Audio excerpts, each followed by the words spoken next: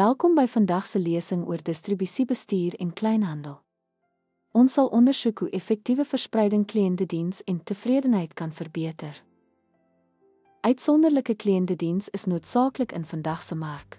'n Strategiese benadering tot verspreiding verseker dat jou produk kliënte bereik terwyl dit 'n positiewe dienservaring lewer. Tydige aflewering is van kardinale belang. Doeltreffende verspreidingsnetwerke voltooi bestellings vinnig en akkuraat, die minimalisering van kliëntefrustrasie en tevredenheid verbeter. Strategiese vennootskappe met verspreiders vergroot jou bereik en maak jou produk beskikbaar deur voorkeurkanale. Hierdie gerief verhoog kliëntetevredenheid. Behoorlike hantering en berging tydens verspreiding is noodsaaklik. Beskadigde of bederfde produkte skep 'n negatiewe kliëntervaring, so maak seker dat u produkte in 'n goeie toestand aankom.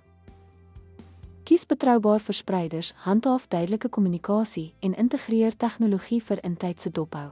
Hierdie stappe optimaliseer verspreiding en verbeter kliëntediens. Verspreiding gaan nie net oor fisiese produkte nie. Verseker dat akkurate produkinligting kliënte bereik en ontwikkel 'n robuuste stelsel vir die hantering van navraag, terugsendings en herstelwerk. Deur verspreiding as deel van jou kliëntediensstrategie te beskou, kan jy kliënte se verwagtinge oortref en bou blywende lojaliteit. Dankie dat jy vandag by ons aangesluit het. Lesing.